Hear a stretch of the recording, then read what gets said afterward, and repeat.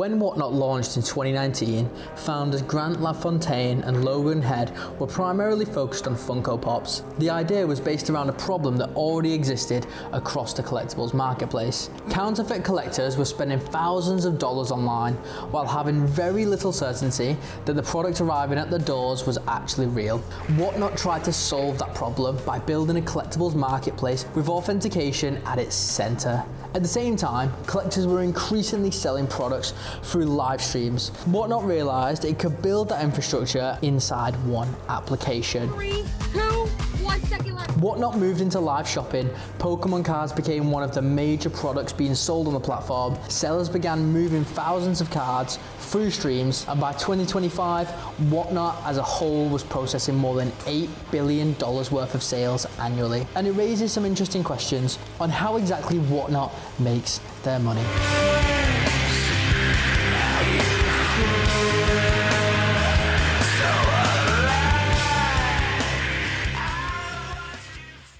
Think about what happens when somebody buys a normal product. If you buy a phone charger, you already know what is inside the box. Pokémon works differently. A booster pack might cost only a few dollars, but the value of the cards inside can vary massively. That randomness was already generating millions of views across YouTube. Whatnot simply attached a checkout directly to that entertainment. Now, instead of watching somebody else open Pokémon cards, you could buy the pack for yourself and have the streamer open it immediately. And this created an extremely powerful combination. Normally, if you're buying a £100 Pokémon card online, you can check eBay, look at Card Market. On Whatnot, you might have 5 seconds, and suddenly the decision is no longer just about what the card is worth, it is about whether you want to lose the auction. That is not a $43 card. And the faster those purchases happen, the more money can move through the marketplace. It pays off, literally. The first year I did over $1 million in revenue. 4 years later, I now have a team of 40 plus. And that brings us to one of the biggest questions surrounding Pokémon on Whatnot.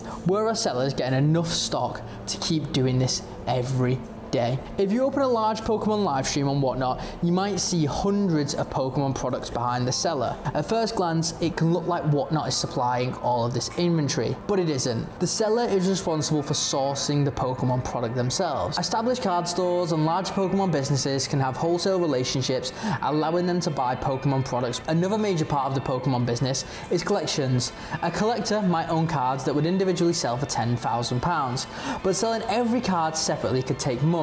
And this is where Whatnot becomes particularly useful. A Whatnot streamer can put hundreds of those cards in front of an audience during one evening. Whether a product begins with a distributor, collection, or reseller, Whatnot can ultimately provide the place where that product is converted back into cash. And that's where the economics become interesting. At its simplest, the seller supplies the products, the buyer supplies the money, Whatnot connects them and charges a fee. Whatnot needs the marketplace to stay active. And this model becomes even more powerful when thousands of auctions happen every day.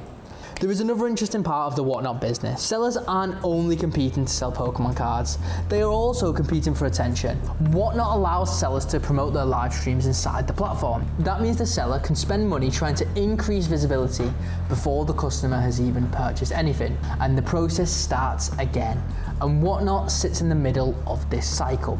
But the company also has another way of strengthening this system. It can incentivize sellers themselves. For Pokemon's 30th anniversary, Whatnot ran a promotion that awarded qualifying Pokemon card sales with entries towards a $10,000 cash prize. Whatnot had directly created a financial incentive encouraging sellers to generate more Pokemon GMV. GMV stands for Gross Merchandise Value. If 10 Pokemon cards sell for $100 each, that's $1,000 worth of GMV. Whatnot earns a fraction of the transactions taking place across the platform. But when the total marketplace becomes enormous, even relatively small percentages become substantial. In 2025, Whatnot said sellers generated more than $8 billion in sales across the platform. And individual Pokemon sellers have already shown just how large businesses operating on Whatnot can become. Does one Pokemon selling form format where the difference becomes particularly clear: rip and ship. 220, 250, all right, sold. Okay, let's rip open this shit.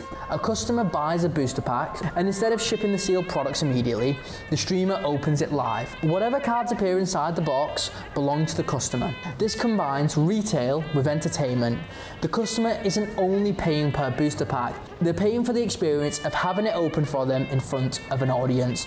And from this fella's perspective, the product has been sold. Maybe the customer hits the biggest card in the set, maybe they get nothing valuable. The seller has already generated revenue from selling the sealed product. That repetition can happen for hours, and it explains why Pokemon cards can produce such high transaction. None of this works without viewers, and that is arguably Whatnot's most valuable contribution to the seller: audience distribution. Whatnot's recommendation system can consider factors including viewer engagement, purchases, watch time, seller activity when determining what content users see. This also explains why the biggest Whatnot sellers often look more like content creators. A traditional card store's biggest asset might be its inventory. A live streamer's biggest asset could be the ability to keep 500 people watching, because every person watching represents another potential transaction. Whatnot has effectively combined a marketplace with an entertainment feed, but whenever huge amounts of money start moving quickly through independent sellers, another problem appears, and that is trust. Pokemon has always had issues with counterfeits. Live streaming introduces a new version of those problems. Buyers have accused sellers across the wider ecosystem of misleading pack openings, hiding card conditions, changing products, and failing to ship valuable pulls. The Blake's Breaks controversy became one of the most visible examples, and cases like this demonstrate one of the biggest challenges facing a marketplace. Whatnot benefits from having independent sellers, but that also means Whatnot needs to police those independent sellers. And as the marketplace gets larger, that challenge becomes more complicated, especially when customers can't physically inspect the Pokemon products before paying. It would be easy to describe Whatnot as a Pokemon marketplace, but Pokemon is just one category. Whatnot also sells dozens of other categories. The underlying system remains almost identical, and Pokemon happens to fit that system almost perfectly. There is always another set releasing, another chase card, another vintage collection, another graded card, another booster box, and another pack to open.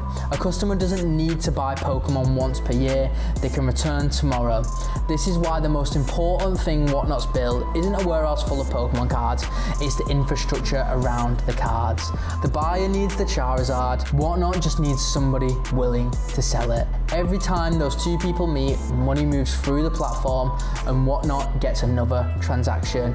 That's the real Pokemon business behind Whatnot. They don't need to control the cards, they control the marketplace around them.